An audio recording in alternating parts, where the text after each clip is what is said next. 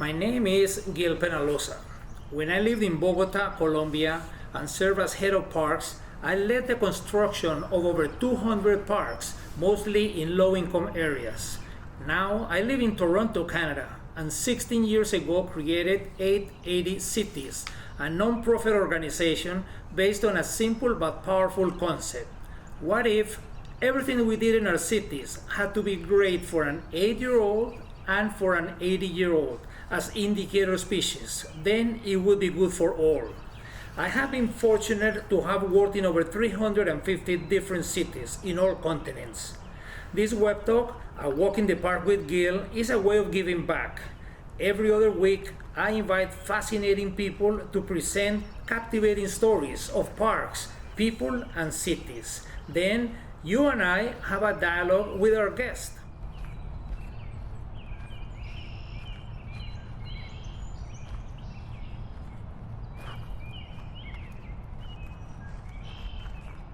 Good morning, good evening, wherever you are.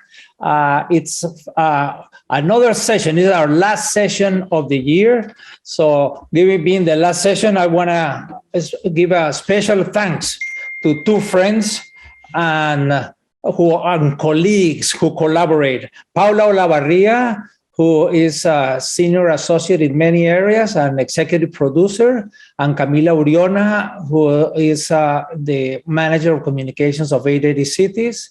And I also want to thank 880 Cities and World Urban Parks that have supported this initiative. This began, I've had the fortune to have worked in over 350 different cities. And I said, well, how can I give back in some ways? And I thought that this webinar series, A Walk in the Park with Gil, would be an interesting idea to bring fascinating speakers to tell stories about parks or city park systems or issues that are completely interwoven into parks, such as trees. So Cecil, tell us a little bit about yourself and go ahead with your presentation. Thank you very much, Gil, and thanks for thanks for hosting us for this distinguished webinar series. It's fantastic to see so many people from all over the world, some familiar names, some also less familiar names. So I'm really very honored and very happy to be able to talk about trees and to talk about ways of improving cities through trees and through greening, and to do that in an evidence-based way using good research, but also, as we'll hear from Nadina, to also to think about more technological approaches, for example, to tree management. So what I will focus on today is actually something that I developed earlier this year, the start of this year, the 330-300 rule for greening cities and for urban forestry. And I've been an urban forester for basically all my career, for about 25, 26 years now. And I'm currently serving as a program director at the University of British Columbia in Canada. And I'm also co-leading a think tank, the Nature-Based Solutions Institute, which is based here in Barcelona. So I think one of the things that is really key to understanding how we can green our cities in meaningful ways is that we are living in very complex times, of course, in some ways, maybe overwhelming times. So there's this phenomenon called climate anxiety that basically says that the problems are so big to many people that it's very difficult to react to it, and people get depressed and don't really know how to act. But of course, one can act. One can act at a local level, at an individual level, and try to make a difference in adapting to this changing world. And I guess the COVID pandemic has shown us a little bit similarly also how one has to be personally resilient and build community resilience as you adapt to a really rapidly changing world. So this also then calls for really a need of clear messages and some kind of guidelines or guidance of how we can maneuver through this complex universe around this. And this also means, of course, that some of this complexity of science, of research that tries to solve all these big problems in our cities, for example, is sometimes very difficult for people to grasp. We see that also in how cities and organizations are trying to promote the benefits of trees to their local residents. And there's a lot of packaging going on, communication of some of these very complex research, of some of the complex policies, and trying to break that down basically in a one-pager, showing some very clear infographics and say, well, actually, this is what we want to do. This is what the research says. This is how trees and green are going to help us adapt to all these challenges and actually live in a greener and better world. So one of the ways to do that is actually to think about rules and guidelines, to try to think, okay, can we find together some recommendations that provide guidance and set standards that can help us then set course of action. And of course, there's also rules that are more binding, almost like commands. And of course, rules sound sometimes a little bit negative, right? We don't want to be held up to too many rules, but we need rules in our society as well. And then there's something a little bit in the middle, you can say, rules of thumb. So these kind of broadly accurate guides or principles that can actually provide guidance, for example, in managing trees and planting trees, in greening our cities. Just to show you a few of those very interesting, I would say, guidelines or slogans or principles that we can use in cities. Well, we heard from Gil already, the 880 cities principle, which I think is a brilliant way of looking at the livability of cities. But we also have the 15-minute city. We have ideas of, for example, canopy cover, tree canopy cover, where American Forest in the US for a long time has recommended 40% canopy cover as kind of something every city should strive for. They have come back from that and say, well, we cannot really set a standard anymore because cities are so different, obviously. Tucson, Arizona will be very different from Ouagadougou, Burkina Faso, or from Stockholm in Sweden. But there are some of these rules or maybe more guidelines that actually have gained quite a bit of following in greening cities and in urban forestry. Maybe one of the most famous ones is the 10-20-30 rule by Frank Santamoor that basically sets a standard for promoting tree diversity, realizing that a more diverse urban forest is more resilient, is stronger against all these threats that we're facing. And the rule says that we should not have more than 10% of any tree species, not more than 20% of any tree genus, as we call it, and not more than 30% of any tree family. And this is kind of a rule of thumb, you can say, to try to strive for a more resilient and stronger urban forest. So that really inspired me quite a bit as well when I came up with my Tree 3300 rule. And this is really strongly based on evidence, especially on the climate impacts of trees and the health impacts of trees. And I'll provide some of those studies behind this rule or this guideline in a way in a bit. And basically the rule says that every citizen, wherever you are in the world, should be able to see at least 3 trees of a decent size, established trees, from their window and from their home, from their place of work, but also from their school or other learning place. Moreover, everybody should have at least 30% canopy cover in their neighborhood. And as I will show in the research in a bit, that has really to do with health promotion and climate adaptation at the neighborhood level. So we're not talking about 30% for a city as a whole, because some cities can play with that. You can have a very nice big green area just outside your build-up area and say, hey, we're actually hitting 30%. But it matters, of course, in the individual neighborhoods. And then finally, and this is based on guidelines by the World Health Organization, nobody should have more than 300 meters, let's say a 5 to 10 minute walk to the nearest public green space. And that should be a green space of a decent size and also of a decent quality, where you actually can do different types of activities. So just to illustrate that, this is how it looks for me, right? If I look out of my window, I see quite a few trees, more than 3. I have a decent canopy cover in my street. And if I walk about 300 meters, I come to Paseo San Juan, which is a green avenue which doubles as a linear park here in Barcelona. So some of the research, so behind the 3 trees, which is, of course, a little bit, you can say, debatable, how many trees should we see? But the 3 trees really stand for visible green. So we need to be able to have visual contact with green space. Even if we're sitting behind our Zoom calls or other computer interactions, we have to be able to look out of the window and see green, see trees. And we know that it actually is really good for especially our mental health, restoration, creativity, even performance. We know from research that actually workers perform better if they can see green space around them. And we also know that actually a 30% canopy cover at the neighborhood level has been found to have a strong link to several health outcomes: mental health, general health. People sleep better if they live in neighborhoods that have at least 30% green space, etc. This is some work done by Thomas Astelbert and his colleagues in Australia. And then finally, we also know that if you have about a 300-meter distance to the nearest green space, you have better physical health, you have a better mental health. This is some work done in Denmark that shows if you are within that 300-meter, maybe 500-meter threshold, you have less, for example, likelihood to have obesity issues. If you live more than a kilometer away, you really start having quite serious health challenges in that sense, because you don't have that regular access to the green space. So how does it look? How can we measure this? That's, of course, the next question. How do we measure 330-300? Well, there's a lot of interesting activities going on, and I know also Nadina is doing really interesting work here. This is an organization, a company in the Netherlands called Humankind that looks at the visual greenness of the streetscape, for example. You can assess how green is my streetscape? How green is my view? And interesting enough, the city of Frederiksberg in Denmark, which is completely surrounded by Copenhagen, has an official tree strategy that says that every citizen should see at least one tree from their window. And I think they're already up at 97 or 98%. But I say one tree is not enough. We want to see more than one tree.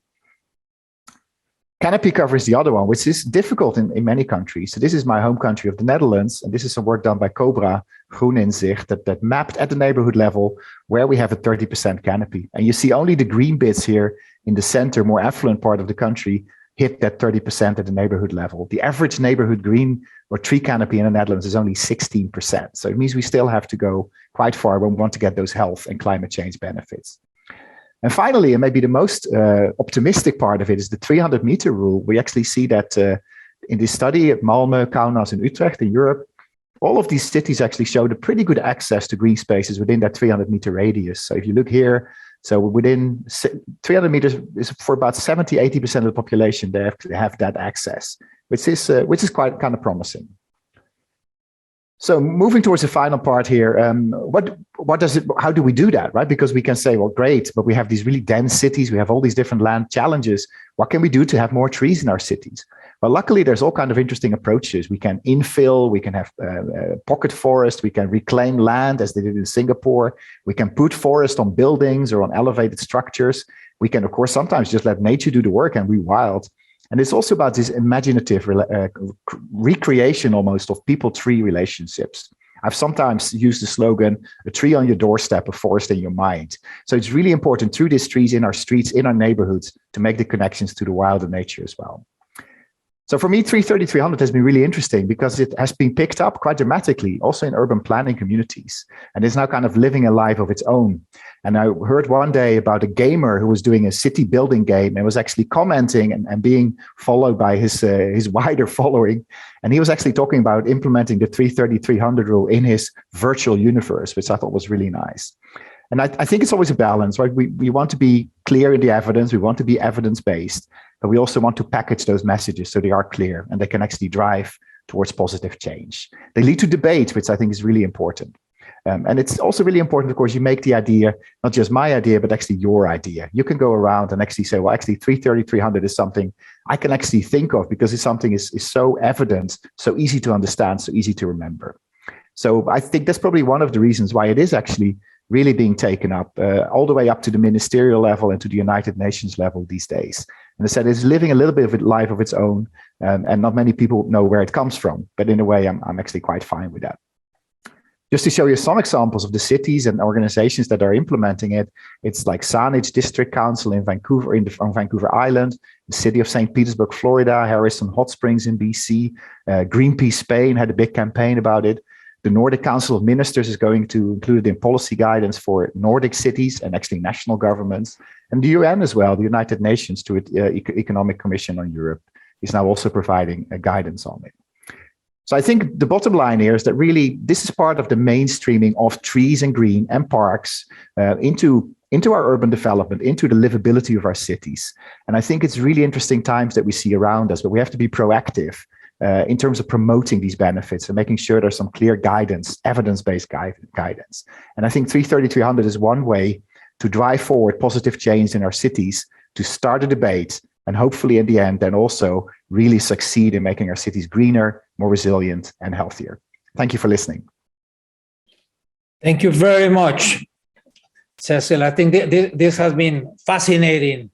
And I like your generosity to tell people, own it. Even if you don't give me the credit, it doesn't matter. What's important is that this gets done. It's a simple but very, very powerful concept. So if people have questions, please write their questions. We'll go into them after Nadina does her presentation. The two are very complementary because one is what to do and the other one is presenting technology and nature on how to do it. So Nadina, please tell us a little bit about yourself. I'd rather have our guest tell us a little bit about themselves rather than me reading a bio, and also tell us about Internet of Nature. Thanks a lot, Nadina. Thank you so much, Gil, and thank you, Cecil, for that great presentation. And I know there's a big diversity of people that we have in our audience today, so I hope you can all find a little bit of something in my presentation in which I want to tell you about the Internet of Nature. But before we get to that, just to quickly give you some background, my story starts growing up in a typical North American suburb, a place which you can see in this photo taken not far from where I grew up, a place where the divisive line between people are over there and nature is over here could not be more clear. And growing up here, I had a lot of questions about who gets to make the decisions to completely remove an ecosystem, build housing, and then come back and plant a few trees later, as you can see here on the left side. And most importantly, questions about how can we actually build better places for both people and nature to live? Why does one always have to come at the cost of the other? These questions led me to ultimately become an ecological engineer. I finished my PhD about 1.5 years ago. And an ecological engineer is essentially a scientist who combines ecology and engineering, technology in my case, to build better ecosystems for people and nature to live. Prior to this, I was a Fulbright scholar at the MIT Sensible City Lab, where I still am lucky to hold a research affiliation and also a PhD and a postdoc within the Horizon 2020 Connecting Nature project, which really supported a lot of my research. And these days, I'm a speaker and a podcaster, but mostly I help organizations apply some of these emerging technologies that I want to tell you about to not only regenerate urban nature, but also reconnect people to the nature around them as well. But just quickly, to take a little bit of a step back, why do we need urban nature? Why are we even having this webinar? Why is it important to talk about the role of urban nature? Well, I think the past nearly 2 years have been incredibly important in showing just what urban nature and, as Cecil said, having nature close to us can do in terms of both of our physical and mental health. I think the social and the health benefits of having nature close to us have never been more apparent. There are also obvious ecological benefits, things like having trees around and urban ecosystems around in general can help us filter our air quality, our water quality, prevent soil erosion, all of these kind of ecological benefits known as ecosystem services that many of us take for granted. And I think these will continue to be important as we continue to deal with some of the harsher impacts of climate change in our cities. And there's also a number of research studies that have come out to actually point to the economic benefits of having nature in our cities. Things like increased property sales, increased property prices, increased income generation and retail sales for shops that are on tree-lined streets, really making these places a destination and a place that you want to stay rather than just being a place for commuters to get from A to B. So I think it's never been more apparent just how important nature is. And that's been recognized, right? We've seen this more and more. I'd say green cities is one of the #1 trends that we've been seeing as we talk about what's been going on within this urban discourse, this trend towards green nature-based cities where we actually prioritize urban ecosystems to create more resilient cities. But I also think that we've seen another massive trend at the same time, almost simultaneously, which is this trend of smart cities. This idea that cities are actually using digital technologies to improve civic processes and quality of life, yet these two worlds have hardly ever met each other. This gap exists in bridging these two together, which is stifling progress in both of them. And if you're interested in this, I got the opportunity to collaborate with Cecil on a paper in this in 2019 called Smarter Ecosystems for Smarter Cities, which I encourage you to check out. So I think for as long as I've known, at least, technology and nature have kind of been pitted against one another, these two opposing forces that are enemies rather than friends. And technology is, of course, oftentimes the driving force behind much of our environmental destruction. But what if we could actually use technology as a driving force behind our environmental regeneration? Unfortunately, that's not something that's as prevalent as I'd like to see it be. When you look at this photo, this is known as the smart city components, the #1 photo that comes up when you Google smart city.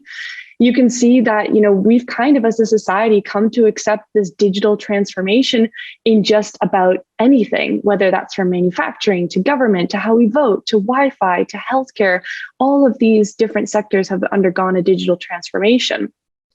And I'd say that this gap in not allowing nature to be a part of the smart city discourse and vice versa is actually stifling progress in the both of them.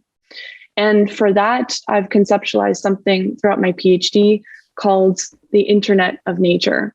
And the Internet of Nature is a concept and a framework that describes bringing together ecology and technology in cities to better map, monitor, and manage urban ecology. But also, I'd say one of the most important applications is actually using technology to better connect people to nature and to one another. And I want to use the rest of the time that I have with you today to just quickly run through some of my favorite examples of what the Internet of Nature looks like in practice. It's going to be quick, so feel free to get in touch with me afterwards if you have any questions about any of the examples that I'll be talking about today. I want to start with the soil, because I think soil is one of the most undervalued resources that we have in our cities. And of course, if we want to regreen our cities at the level that we want to be able to fulfill rules like the 330-300 rule, it's all going to begin in the soil. And unfortunately, our soil is not in the best shape. One of the most important things that we have to do is to improve the soil condition, but soil testing can be expensive and tedious, can take a lot of time, and only gives you a snapshot of what's going on in the soil at that time. One of the ways that we can do this better is through the use of soil sensors. I'm working with a company called Tree based in the Netherlands. We develop a number of different sensors that measure everything from the pH to oxygen to temperature to the electrical conductivity, the amount of salt in the soil. And I think for this case, moisture. We also measure moisture. And the reason why I bring that up is that when we plant trees in cities, or when we transplant trees in cities, the number one factor that causes untimely death is the structural underwatering of trees. The reason why it's structurally underwatered, because a lot of our tree care managers still do watering based on kind of a gut feeling. And I think we need to move to a much more data-driven approach when it comes to optimizing the irrigation of these newly planted trees. Having tree watering alerts set up through these wireless soil moisture sensors, and then having emails and texts to be able to go to the tree care manager to let them know when and where and how much to water, I think can hopefully make rapid changes. And we've already seen that happen in projects that we've done over the last 5 years. The exciting part about that is that these sensors also allow us a way to actually be able to get everyone involved in soil and tree care, not just the tree care manager. These tree watering alerts don't just have to go to the tree care manager, but can actually go to the residents that live around these trees, like we've done in the small city of Kisten in the south of the Netherlands. We actually had the dashboard that showed the results of the soil moisture sensors go to a screen on a local cafe, and buckets and hoses were set up for people to actually water the trees if it was necessary. So this is an exciting way to get citizens involved and therefore foster tree stewardship, but in an evidence-based way that's not going to lead to clashes between the Parks Department and the citizens. These alerts that I mentioned about the status of the soil don't just have to be shared in emails or texts or on a dashboard for citizens to see, but what if the tree could tell us how it was feeling itself? That's a project, that's really the underlying inspiration behind a project called the Witness Tree. The Witness Tree is one of the world's first tweeting trees. And essentially, she's based in the Harvard Forest in Massachusetts, hooked up to a bunch of different sensors. And she tweets, you can follow her on Twitter at the Witness Tree. And she tweets about how she's feeling. And this is coupled with Harvard Forest climate change data that dates back nearly 60 years. So she's actually able to make remarks about how hot certain days have been versus other days in the past. I'm currently working on a project that was inspired by the Witness Tree called Bowie the Birch in the city of Liverpool, which is one of the world's first urban tweeting trees that's not just using tree sensors, but also soil sensors to give an indication of how this tree is feeling. And that project will be released in the spring of 2022. Another exciting way to get citizens specifically involved in urban ecosystem management is through the use of plant identification apps. So plant identification apps, I think, have kind of just been a fun utility app that some of you might already have on your phone, whether that's PlantSnap or iNaturalist or LeafSnap or Plant Identifier or PlantNet or SnailSnap or Squirrel Map or some of the apps that are geared towards fauna identification. There's a whole host of these different apps. And 5 years ago, a lot of these apps worked purely on guesswork. You would take a photo, it would be sent to a team of experts, they would give it their best guess, and they would send it back. These days, artificial intelligence helps us make this a lot more scalable, meaning that an app like PlantSnap, after it's used a training data set of nearly 90 million images, can now identify with a 95% accuracy some 100,000 different plant, tree, mushrooms, and flower species across the world. PlantSnap is an app that's being used daily in over 200 countries every single day, which is not just fun when it comes to, again, fostering that stewardship of the natural world around you. I think the number one way we can do that is by actually increasing the understanding of what grows and lives around you. So it's not only a great tool for citizen engagement and educational programs with kids and the lot. I think what's much more interesting is on the back end, what's happening there is every time that someone is taking that photo has a location attached to it. It's been, as they call it, geotagged. That's creating what I would argue is one of the world's largest biodiversity big databases. And we're going to need this biodiversity big data to answer some of the very big questions that we have around climate change. Questions like, where are certain species going extinct earlier than others? Where are invasive species popping up? Where are certain species not popping up at all anymore? Where have they gone extinct? PlantSnap recently partnered with the Botanical Gardens International Association, which has been really interesting in terms of not only, again, offering this as a citizen engagement tool, but also as a way to better understand the biodiversity around us. This is something that would not be able to be monitored just by the one urban ecologist within a city. This is something that we need everyone to get involved with, and plants like this help us get there. Another approach is using the data that we already have. So for example, Google Street View imagery. Google Street View imagery is already being used with the help of artificial intelligence to count cars and be able to quantify road damage. But in 2018, Sensible City Lab at MIT decided not enough was being done to actually use Google Street View to quantify greenery, which is exactly what they did. They created Treepedia, which is an algorithm, computer vision algorithm that essentially quantifies the greenery at the street level. So it's a nice complement to remote sensing analysis that might be able to tell you what's going on in the city as a whole. This is a way to objectively quantify at scale what kind of greenery people that are pedestrian in that city or a commuter in that city might be able to see or not see. Now, when Treepedia came out, the number one critique that it had was, well, how could you objectively compare a city like Geneva to London to New York or any of the other 30 plus cities that it's measured? But that was not the point. Treepedia was not meant as a green Olympics. It's meant actually as a way to objectively compare on a street by street level how street greenery from one street compares to another street within the same city, so that municipalities actually have a tool to be able to find out where they should prioritize street tree greening.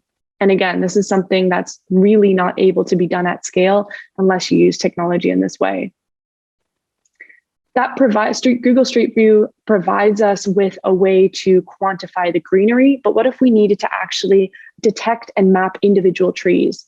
That's where a technology like LiDAR comes in. And LiDAR essentially is the same technology that's used by self-driving cars to create a 3D map, a continuous 3D map of its surroundings to make sure that that car doesn't run into anything or anyone. That same technology can be used to create this 3D point cloud model, as it's known. And what Tree Tracker, a company out of the Netherlands, has done is created an algorithm to mask everything away except for the trees. So you're left with this 3D model of trees. The CEO of Tree Tracker actually was a tree inspector for 15 years. And one of my favorite quotes of him that he said, humans are not made to pin points on a map. And that's extremely expensive, but also very tedious work. Using tools like LiDAR is a way to have this done more frequently. Tree inventories are typically only done every 7 to 10 years because it takes so incredibly long. By the time that you've mapped the first tree, the last tree by the time you've mapped the last tree, the first tree's data is typically already outdated.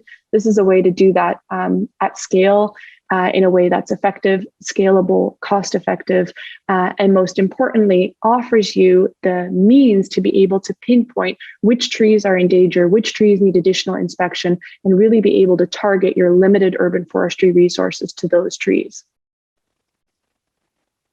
The last example I want to share with you one today, and the reason why I saved it for last is because it combines many of these different technologies that I've been able to tell you about. And that is that, and Cecil already mentioned it, a couple of great studies that are out there. There's nearly 1,000 different studies out there that are now showing the link between having urban greenery, urban nature, and its link to our health. That can be anything from our mental health to our physical health. We now have programs in the Netherlands. We have a program called Nature and Prescription.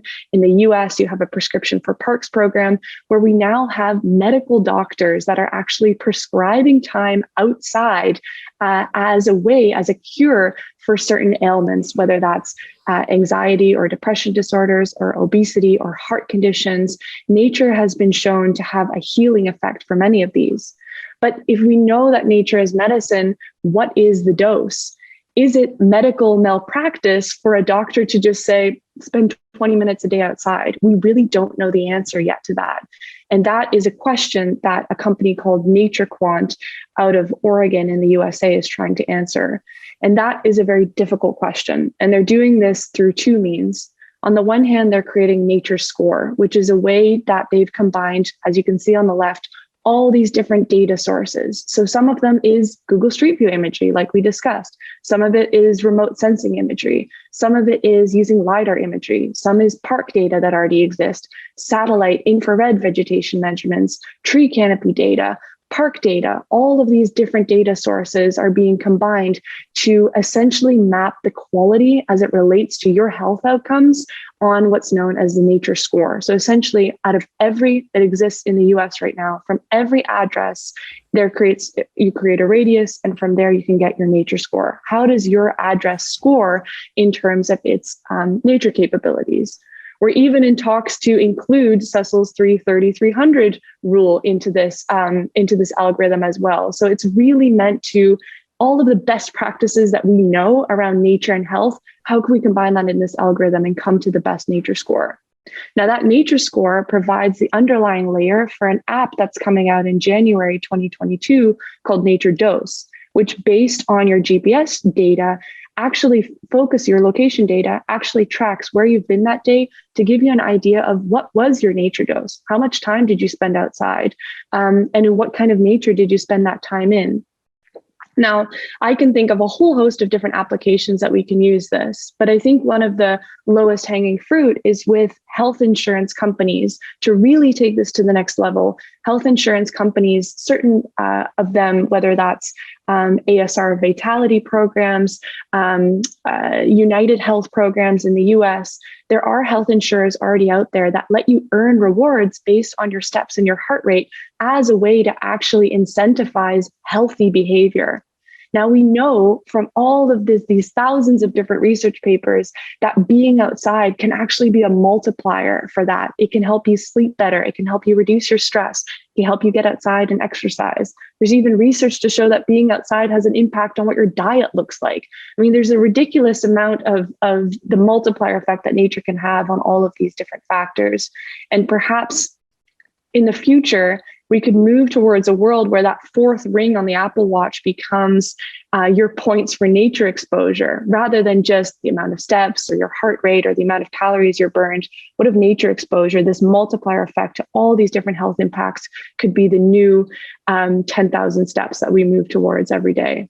This is something that we're actively working on towards. So also a call to action for any heads of health insurance companies, people involved in corporate wellness programs, anybody that you think would be interested in something like this, please don't hesitate to reach out to me as we move towards bringing this towards more countries across the world. So I know that was a lot. And I know there was a lot of different examples and technologies there that touch on a lot of different points. If you're interested in any of them, I'd encourage you to check out my podcast, Internet of Nature, which goes into detail on the stories behind some of the innovators and entrepreneurs that I mentioned today and their technologies. Season 3 is coming out in January 2022 on the 5th of January, which Cecil will actually be the very first guest on January 5th, 2022. So I encourage you to check that out. Thank you so much. Feel free to connect with me online, and I look forward to hearing from you and discussing further. Thank you. Wow, this has been amazing. All of you, both of you, it's so much great information, and there are many questions. I want to start, like, like sometimes there are simple things of connecting nature and tech. I remember in Melbourne, they did a tree inventory. Every single tree has an inventory, and it has a small plaque. And then they created a campaign that people could go to the website and send an email to the tree. And then the tree would reply back. And it was fascinating because people had been sitting under the tree for years and had no idea how old the tree was, or what kind of tree, or how many years it had left, and so on. So training students to reply back, and people developed this, and people said, oh, there's going to be just a few. No, hundreds of thousands, over 1 million emails going back and forth on these topics. I hope to see everyone on January 11th. I thank you for being part of this adventure that we created. And let's say, but keep in mind, this is not a time for citizens to be spectators. And today we had a lot of idea. What are we going to do with this? Each one does whatever they want. It can be at your neighborhood level. It can be at your school. It can be at the citywide. It can be international. Whatever you feel comfortable doing.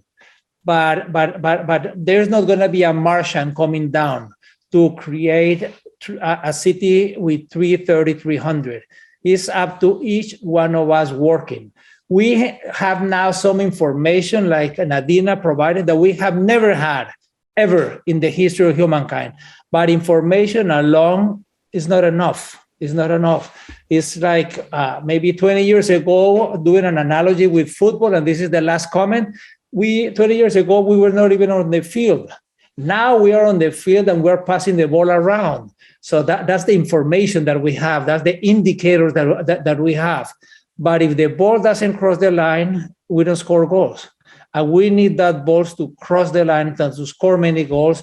And that basically means moving from talking to doing. Thank you very much, everyone, and have a wonderful day. Thanks, Cecil. Thanks, Nadina. Take care. Thank you, very much. Bill. Thank you. Thanks. Thanks, everyone, for coming.